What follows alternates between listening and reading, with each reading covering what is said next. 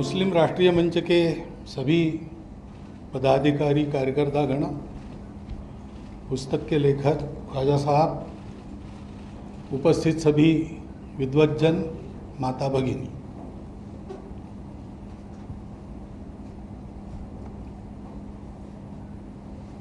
ये ऐतिहासिक है कि नहीं मुझे मालूम नहीं, लेकिन सार्वजनिक रूप से इस प्रकार का पुस्तक का लोकार्पण मेरे द्वारा यानी संघ के किसी अधिकारी के द्वारा ये शायद पहली बार है।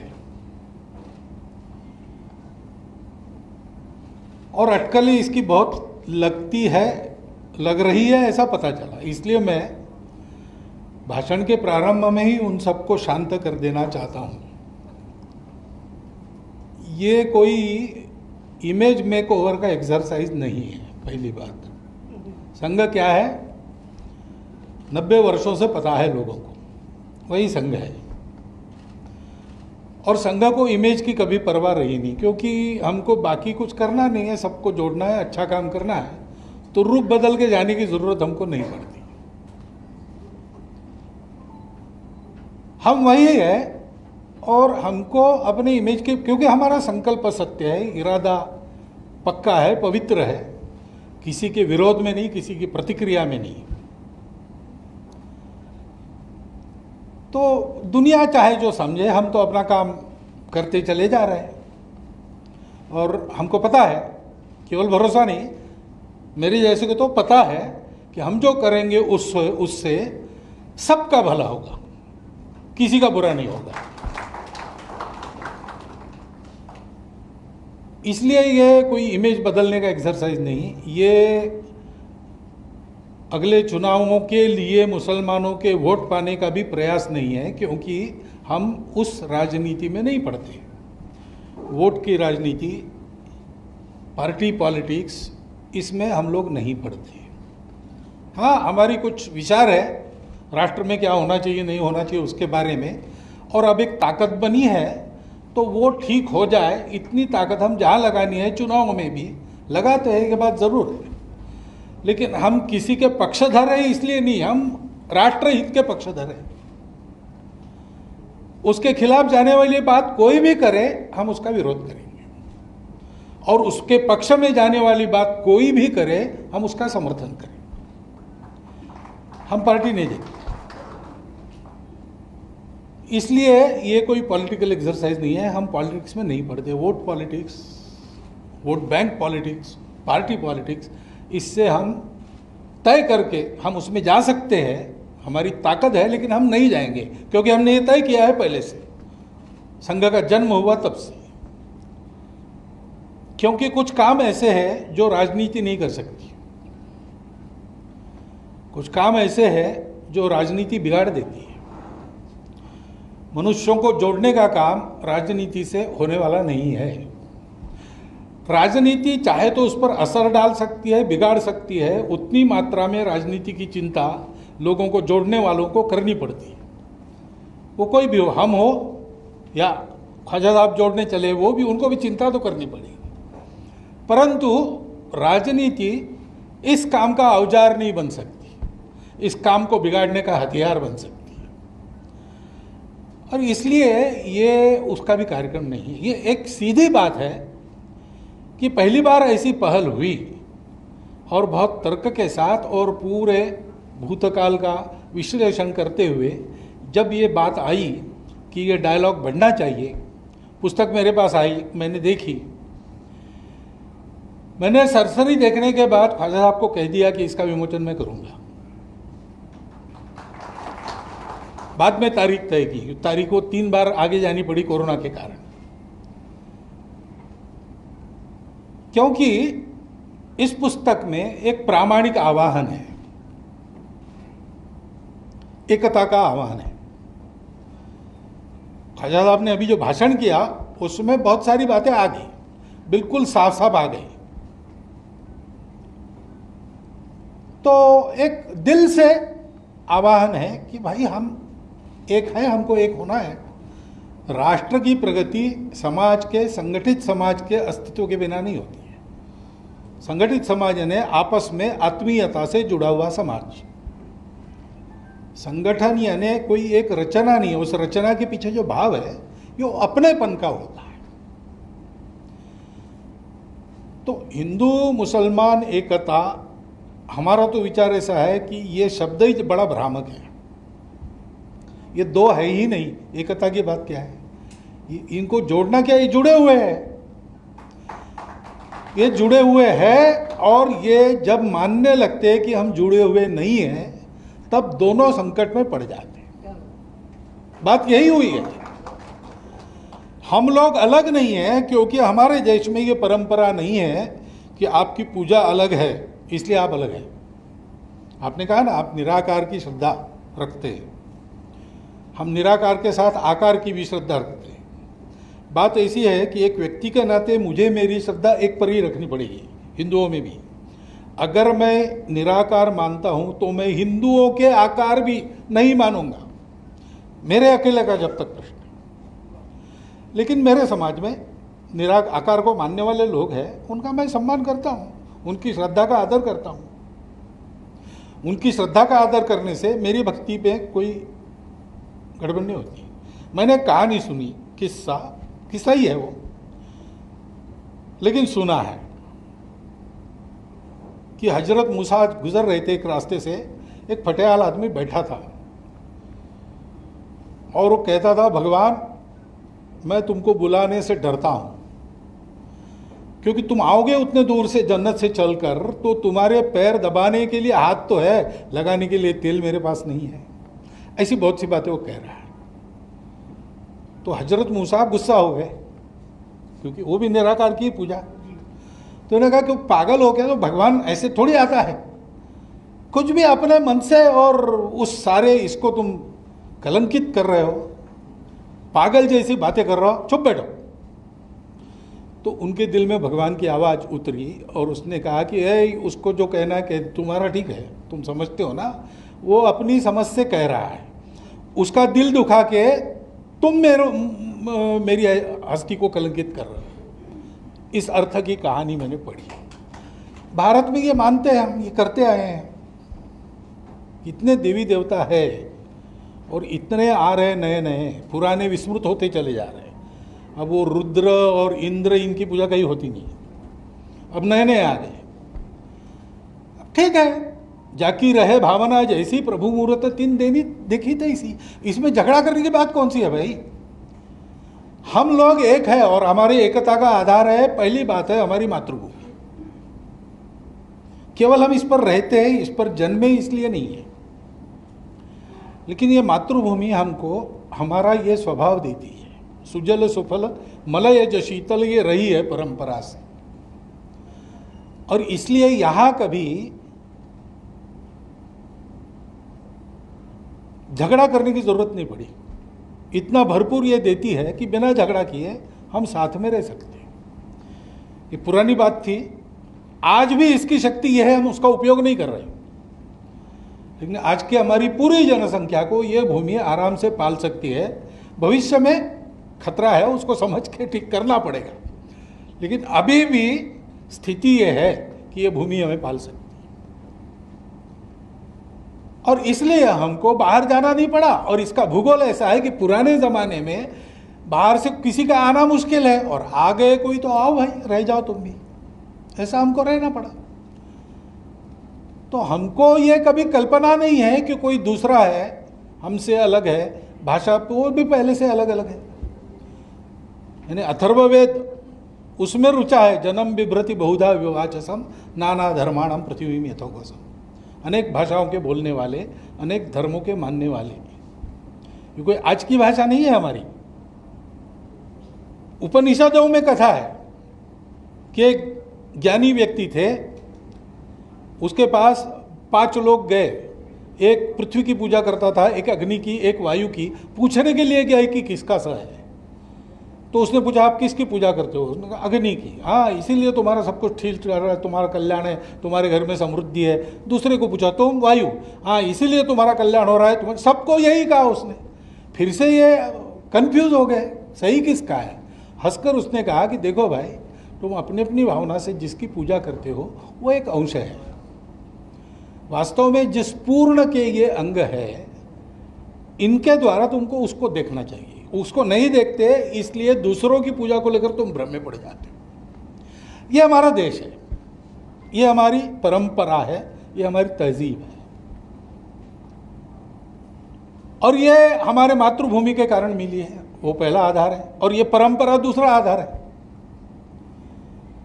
और तीसरा आधार है ही हम समान पूर्वजों के वंशज हैं। अब ये विज्ञान से भी सिद्ध हो चुका है। 40,000 साल पूर्व से हम भारत के सब लोगों का डीएनए, सब लोगों का निरपवाद डीएनए समान है। इस आधार पर आरूढ़ होकर हम जब विचार करते हैं तो मन में अपनापन आता ही है। उस अपनेपन के आधार पर एकता होती है, राजनीति के आधार पर नहीं होती। और संघ पहले से ऐसा मानता है।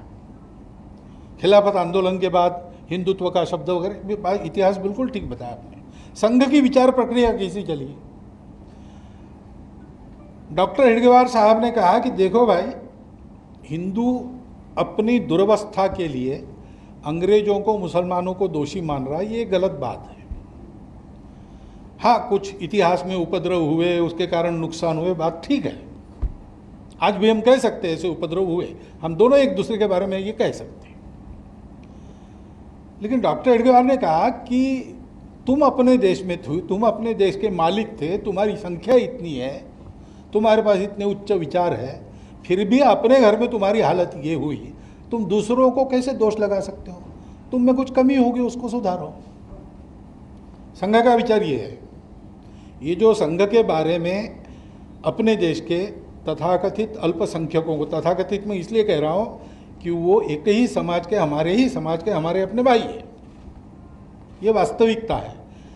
और कभी भी भाषा, पंथ, प्रांत, संप्रदाय, धर्म के नाम पर हमने किसी को कम या ज़्यादा नहीं कहा। लेकिन है, आज की माइनॉरिटीज उनको कहा जाता है।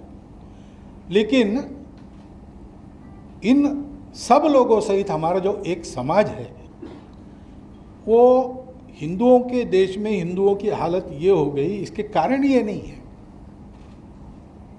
ये संघ की विचारधारा है। और उन तथाकथित अल्पसंख्यकों के मन में ये डर भरा गया है कि संघ वाले तुमको खा जाएंगे। दूसरा एक डर लगता है कि हिंदू मेजॉरिटी देश में आप रहोगे तो आपका इस्लाम चला जाएगा, ये भी बताया जाता है।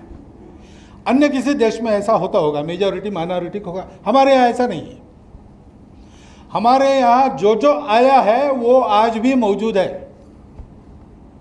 किसी भी कारण आया हो, लेकिन आया है और रहा है तो मौजूद है। और इस भूमि की परंपरा, यहाँ के समाज का स्वभाव और इस कारण उसने बनाया संविधान भी उनके यहाँ के अस्तित्व की गारंटी देता है। क्योंकि समाज वैसे मानता है आज भी। कुछ ज्यादतियां अगर होती है मेजॉरिटी की ओर से माइनॉरिटी की ओर, तो मेजॉरिटी से ही उन आतताइयों का विरोध होता है। मैं बहुत आग बबूला होकर भाषण करके हिंदुओं में पॉपुलर तो हो सकता हूं, लेकिन हिंदू मेरा साथ नहीं देगा कभी, क्योंकि वो आततायित्व पर चलने वाला नहीं है। वो जानता है कितना भी अलग है और अपना शत्रु भी है तो भी उसका जीव है तो उसको जीने का हक है। तो लड़ाई भी होती है और लड़ाई में हारने के बाद वो माफ करो कहता है तो उसको शरण देना है। ये परंपरा है। और इसलिए ये डर छोड़कर, मैंने दिल्ली के भाषण में भी कहा था, वहां मैंने कहा कि अगर हिंदू कहते कि यहाँ एक भी मुसलमान नहीं रहना चाहिए तो हिंदू हिंदू नहीं रहेगा, तो इसलिए कहा था। और ये मैंने संघ में पहली बार नहीं कहा है, ये डॉक्टर साहब के समय से हमारी चलती आई हुई विचारधारा है। हर बात को बोलने का वक्त होता है तो उन्होंने दूसरों शब्दों में कहा, गुरुजी ने और शब्दों में कहा, बाला साहब ने कहा, ये चलते आया है। और संघ छोटा था तब उसकी बात सुनी नहीं गई। आज संघ इतना बड़ा है कि संघ के शीर्ष पर मुझे रखा गया है, इसलिए मैं बोलता हूँ तो सारी दुनिया सुनती है। लेकिन ये विचार मेरा नहीं है, ये विचार संघ की विचारधारा का अंग है, क्योंकि हिंदुस्तान एक राष्ट्र है। यहाँ हम सब लोग हैं, सबके अलग अलग इतिहास भी होंगे, पृष्ठभूमि की होंगी, लेकिन पूर्वज सबके समान है। स्वार्थ अलग अलग होंगे, लेकिन समाज एक है। स्वार्थों पर एकता होती नहीं, सौदे पर एकता होती नहीं। एकता इस एकत्व के आधार को अपने मन में पक्का बिठाने से होती है। इश्यूज है, उस पर मत आपके अलग अलग हो सकते हैं। प्रजातंत्र में व्यवस्था है, उनकी अभिव्यक्ति कर सकते हैं, उनके लिए संघर्ष कर सकते हैं, विजय पा सकते हैं, कोर्ट में जा सकते, सब कर सकते हैं। लेकिन एकाधे मामले में आपका मेरा मत अलग है और परस्पर विरोधी है, इसलिए हमारा समाज नहीं बदल रहा, हम एक ही समाज के हैं। इस बात को पक्का समझ के हमको चलना चाहिए। पहल अनेक बार हुई अपने देश के इतिहास में। अब लोगों को पता चले इस ढंग से इस्लाम भारत में आया, वो आक्रामकों के साथ आया। अभी इतिहास का आपका भी कोई इलाज नहीं, मेरा भी इलाज नहीं। जिस दिन ऐसा हुआ उस दिन से हिंदू और जो नहीं हिंदू, ऐसा यानी मुसलमान, उनको जोड़ने का उस दिन से प्रयास चला है। आप गुरु नानक देव जी की वाणी देखिए, उसमें कितनी बातें ऐसी हैं, हर संत की है। छत्रपति शिवाजी महाराज के समकालीन तुकाराम महाराज और रामदास स्वामी दोनों के अभंग है। अभंगों में वो कहते हैं कि तुम अल्लाह अल्लाह कर रहे हो, तुम अल्लाह क्या है मालूम नहीं है, वो हमको मालूम है, कोई अलग नहीं है, क्यों झगड़ा करते हो। इस प्रकार के अभंग है। ये सतत प्रयास रहा है, लेकिन क्यों नहीं हुआ आज तक। मेरा विश्लेषण ऐसा है कि ये राजनीति के द्वारा नहीं हो सकता, ये सत्ता के द्वारा नहीं हो सकता।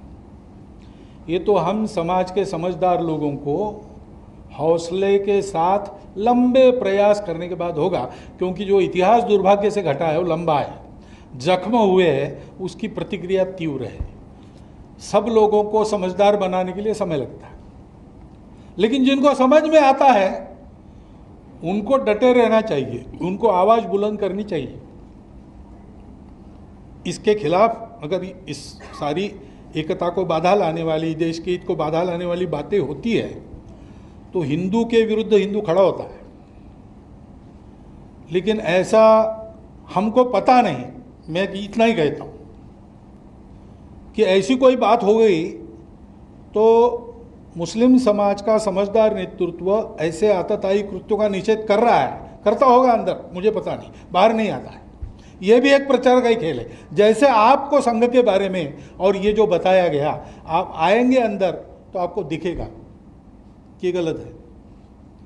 वैसे हो सकता है कि हमको भी कई बातें जो पता चलती है वो गलत हो, लेकिन दिखता तो है नहीं। तो इसलिए हम समझदार लोगों को डट के बातें करनी पड़ेगी। तो दिल्ली के भाषण में मैंने जो कहा, मुझे पता था, उसके बाद संसद भी कहेंगे कि ये आप कहाँ से कह रहे हैं, लेकिन है बंच ऑफ थॉट्स में है ये सारी बातें। और संसद ये जानता है कि हम हिंदू संगठन है, हिंदुओं को शक्तिशाली बनाना चाहते हैं, लेकिन हमारी दृष्टि जो है वो हिंदू की दृष्टि है ना, वसुधैव कुटुंबकम है। तो हमारे देश के अपने लोगों को तो जो आपने कहा सॉल्यूशन तो वही है। डिस्कॉर्ड एक अभी सॉल्यूशन नहीं हो सकता, डायलॉग यही सॉल्यूशन हो सकता है। कभी भी संघर्ष से होता नहीं, नुकसान ही होता है। तो कभी ना कभी एक दूसरे को समझकर मिलकर अपने देश को बड़ा बनाने के लिए सबको साथ चलना ही है। अब ये बात अनेक बार हुई, लेकिन कई बार डायलॉग का एक अर्थ ऐसा भी है, ऐसा मैंने सुना, सही है कि गलत है मुझे मालूम नहीं, लेकिन सही है तो बड़ी भयंकर बात है। चर्च के पैराडाइम से ये डायलॉग शब्द आया, ऐसा कहते हैं। तो उसमें ऐसा है कि लोगों को कन्वर्ट करने के लिए तैयारी करने का समय मिले, इसलिए बातों में उलझा के रखना, ये भी एक अर्थ होता है उसका। ऐसे भी किसी ने उपयोग किया होगा तो पता नहीं मुझे, लेकिन डायलॉग करने के पीछे स्वार्थ नहीं चाहिए, हमको कुछ पाना नहीं है, हमको कुछ पाना नहीं है। ये देश अपना है, ये समाज अपना है, उसके भलाई के लिए ये करना आवश्यक है। कोई माने ना माने, हमको करना है। हमारा क्या होगा हमको परवाह नहीं, हमारा कुछ भी हो जाए, हमारे समाज का तो भला ही होगा। इस ढंग से खड़ा रहना पड़ेगा। एकता की आधार भूमि अपनी मातृभूमि, अपनी ये परंपरा संस्कृति और हमारे समान पूर्वज, उनका गौरव। बाकी हमारे यहाँ सब स्वतंत्रता है, कुछ नहीं बदलना पड़ता है। सब मत पंथ हमारे यहाँ, रामकृष्ण परमहंस जैसे संत, उन्होंने प्रत्यक्ष उपासना करके ये देख लिया है। इस्लाम की भी उपासना उन्होंने की और अंतिम परिणति देख ली प्रत्येक पंथ संप्रदाय की, और कहा कि जो तो मत तो पथ, रास्ते अलग अलग है, मंजिल एक ही है। ये सत्य है, यानी ये हमारे देश का विचार है, हमारी परंपरा है, हमारा सौभाग्य है। लेकिन ये कहीं भी जाकर आप उसका परिशीलन करो, प्रत्यक्ष अनुभूति करो, मन और बुद्धि के परे जाकर अनुभव करो, तो आपको ये पता चलेगा। आज भी इसको बताने वाले हैं, आज भी ऐसे अनेक उदाहरण हैं कि मुस्लिम फकीरों के शिष्य अच्छे अच्छे हिंदू है, पहुंचे हुए फकीरों के, और हिंदू संतों के मुसलमान शिष्य है। हिंदू संतों ने मुसलमान शिष्यों को जो मंत्र दिया है वो संस्कृत का नहीं दिया है, वो कुरान पाक में कुछ नाम वहाँ से निकाल के दिया है। ऐसे बहुत उदाहरण है। मैं जानता हूँ जहाँ से मैं पैदा हुआ हूँ भारत में, विदर्भ और ये नागपुर के आसपास का इलाका, उसमें तो ऐसे मेरे आसपास ही 4-5 उदाहरण हैं। अब इसको हमको पहचानना चाहिए, इसको पकड़ के चलना चाहिए और इस निश्चय के साथ चलना चाहिए। रास्ता लंबा है। आप तो कह रहे हैं कि हम मंजिल तक आ गए, ये मंजिल नहीं है, ये अब चलना प्रारंभ है, यहाँ से करना पड़ेगा। मंजिल बहुत दूर है, क्योंकि बहुत सारी बाधाएं हैं। लोगों के मन में अंधकार है, उसको दूर करना पड़ेगा। ऐसा हम चलेंगे तो खुरापात करने वाले खुरापात तो करेंगे ही, तो उससे जो त्वेष उत्पन्न होता है, द्वेष उत्पन्न होता है, टेंशन उत्पन्न होता है, दंगे, उन सब का हमारे मन पर परिणाम न होने देते हुए सत्य और न्याय के साथ हमको आगे बढ़ना पड़ेगा। इसलिए लंबा चलना पड़ेगा, ये समझना पड़ेगा। आपका वो जो प्रामाणिक आह्वान है उसकी मैं दाद देता हूं। आपने जो 2 बातें कही है मैं मानता हूं उसको, संघ उसको मानता है, इसलिए मैं भी मानता हूं। मैं संघ की ही पठड़ी में तैयार हूं। संघ मानता है उसको, किसी की पूजा उसका अपना सवाल है, और हर एक मनुष्य के इसके अंदर क्षमता अलग अलग दी है, तो उस प्रकार वो जानता है, प्रामाणिक प्रयास करेगा, एक दिन पहुंचेगा वहां। अनेक रास्ते हैं, उसको लेके किसी की श्रद्धा को हम भंग नहीं कर सकते, करना नहीं चाहिए। करेंगे तो वो पाप होगा, पाप का प्रायश्चित कभी ना कभी करना पड़ेगा, ये पक्का है। परंतु ऐसा एक दूसरे को समझकर हमको सच्चाई और न्याय के साथ खड़ा रहना पड़ेगा, देश की एकता अखंडता के साथ खड़ा रहना पड़ेगा। ये देश हमारा है, ये समाज हमारा है। मत के नाते हो सकता है हमारा कोई मत हो, हमारा कोई धर्म हो, हमारी कोई पूजा हो, ठीक है, उसका अनादर इस देश में कभी नहीं होगा। उसके अनादर का प्रचलन जो डालने जाएगा उसको बाहर जाना पड़ेगा कभी न कभी, ये पक्की बात है। और इसलिए हिंदुओं के मन में ये जो इतिहास हुआ है, लड़ाइयाँ हुई, बाद में सब ठीक होने लगा, तो बीच बीच में कट्टरपंथी आते गए और उल्टा चक्का घुमाते रहे। ऐसे ही खिलाफत के समय हुआ, उसके कारण पाकिस्तान हुआ।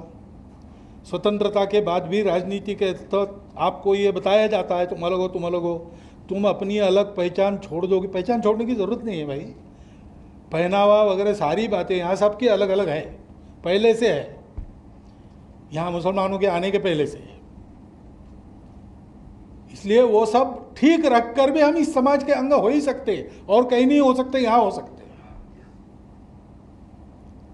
लेकिन ये डर जो बिठाया जाता है उसके चलते और फिर से चक्का उल्टा घूमता है। उस चक्कर से बचना और बचाना ये हमको करना पड़ेगा। हम है अलग अलग, हमारी तरजीह भाई ये है, परस्पर विरोधी भी है। ये आर्य समाजी सगुण अवतारों को नहीं मानते, टीका भी है। सत्यार्थ प्रकाश में हिंदू देवी देवताओं पर टीका है, चाबुक लगे है। लेकिन हिंदू समाज ने उसको कैसे लिया, ये एक शास्त्रार्थ है भाई, बौद्धिक विश्लेषण है। अब पढ़ो उसको, प्रैक्टिस करके देखो, जो अनुभव आता है वैसे मानो। तो आर्य समाजी भी है और मंदिर वाले भी है, सब प्रकार के लोग हैं। जैसे ये साथ चलते हैं वैसे हमारे ही भारत माता के पुत्र, हमारे ही संस्कृति के विरासतदार और हमारे ही पूर्वजों के वंशज, खून के अपने भाई मुसलमान साथ क्यों नहीं चल सकते भाई? वो कैसे अलग हो गए?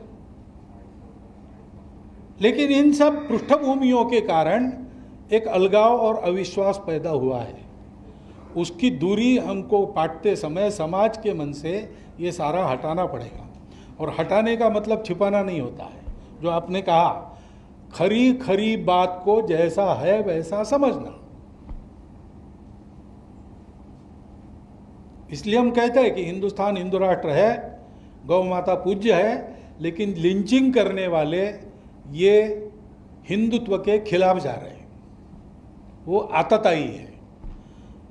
कानून के जरिए उनका निपटारा होना चाहिए, क्योंकि ऐसे केसेस बनाए भी जाते हैं तो बोल नहीं सकते आजकल कहाँ सही है कहाँ गलत है।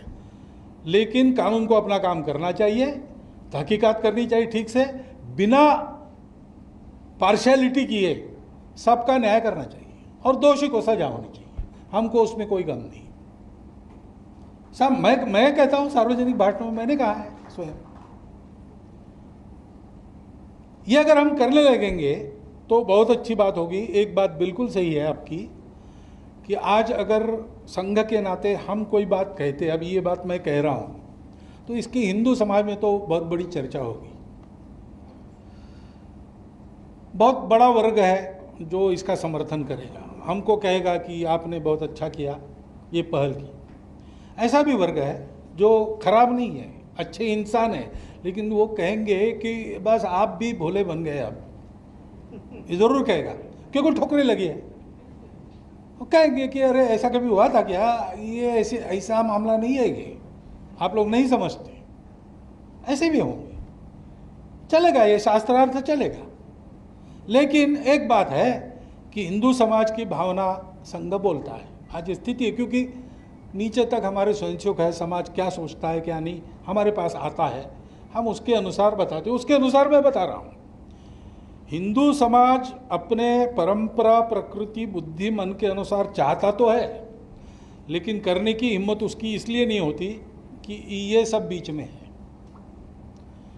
उसकी हिम्मत बढ़ाने के लिए उसका आत्मविश्वास, उसका आत्म सामर्थ्य बढ़ाने का काम संघ कर रहा है। संघ हिंदू संगठन करता है, इसका मतलब बाकी लोगों को पीटने के लिए नहीं है। वो संघ हिंदू समाज का आत्मविश्वास बने।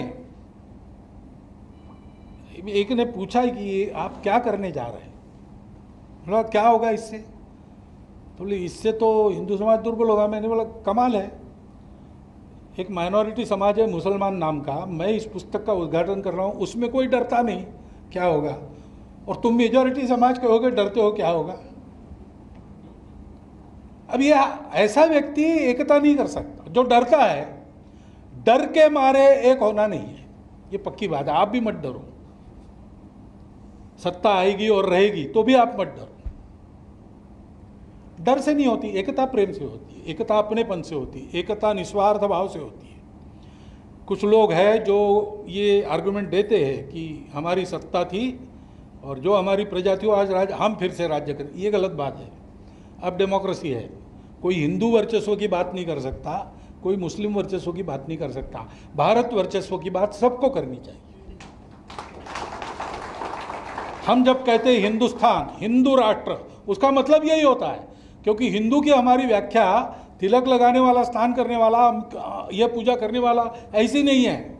जो भारत को अपनी मातृभूमि मानता है, जो भारत के पूर्वजों का विरासतदार है, संस्कृति का विरासतदार है, वो हिंदू है हमारे लिए।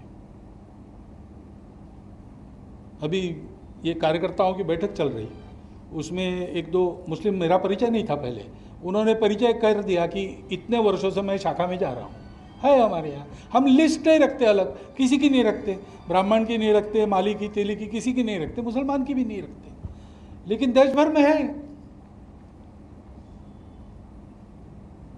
कभी कभी समझदारी न होने से हमारे लोग जाते हैं, मुसलमान लोग जाते हैं, हमको ज्वाइन करना है तो उनको कहते हैं कि आप MRM में जाओ।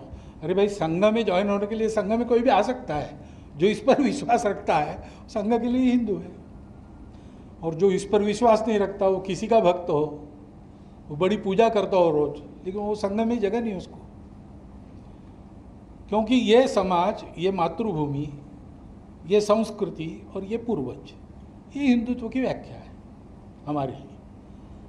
और इसलिए इस आधार पर एक अपनापन बना के समाज को एक करने का पहला प्रयास, मेरे प्रयास का प्रारंभ आज हुआ है, मैं मानता हूं।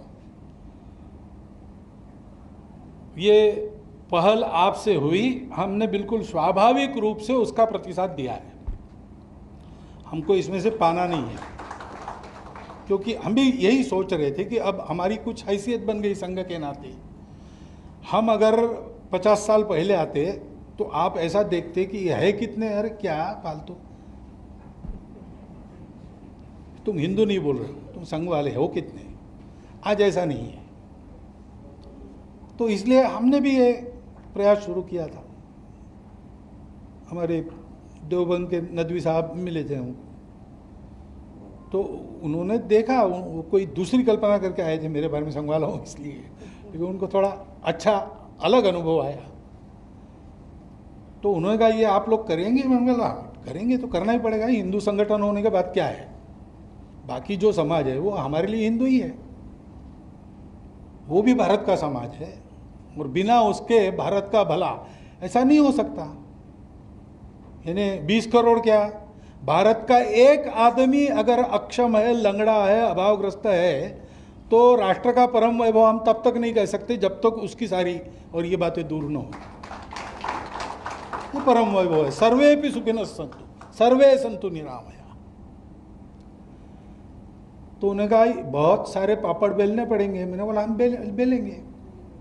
बेलेंगे, हम चर्चा करेंगे, एक एक कदम सोच समझ के बढ़ाएंगे, आगे बढ़ा हुआ कदम हम पीछे नहीं लेते।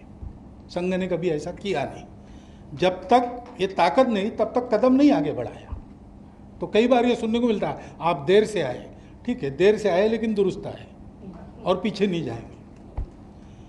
और इसलिए मेरी प्रार्थना केवल इतनी है, आपने बिल्कुल खुल के अपने हृदय की बात रख दी है, उस पर गौर करिए। हम सबको मिलकर इस देश को बनाना है। हम हिंदू कहते हैं, आपको नहीं कहना मत कहो, भारतीय कहो, नाम का शब्दों का झगड़ा छोड़ो, भावना समझो। उसके आधार पर इस देश को विश्वगुरु बनाना ये दुनिया की आवश्यकता है, नहीं तो दुनिया नहीं बचेगी। और इसलिए ये अपना पवित्र कर्तव्य मानकर हम एक एक कदम हौसले के साथ, पूरे जोर के साथ आगे बढ़े। धीरे जाएंगे तो कोई बात नहीं, लेकिन पहुंचना एक दिन ज़रूर है। और इसलिए मन का विचार पक्का रखिए, उसको बदलिए नहीं। उसकी परीक्षा बहुत कड़ी होगी, बहुत लंबी होगी, लेकिन हमको इस दिशा में चलना ही पड़ेगा।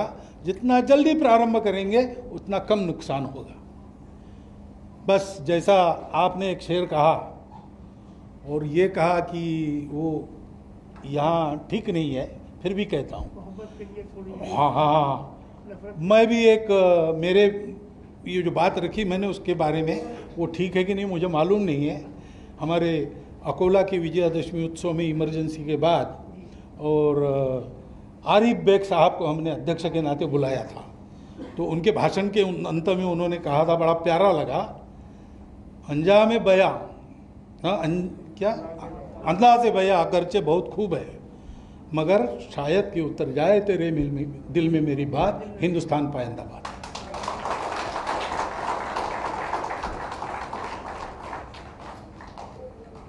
बहुत बहुत धन्यवाद।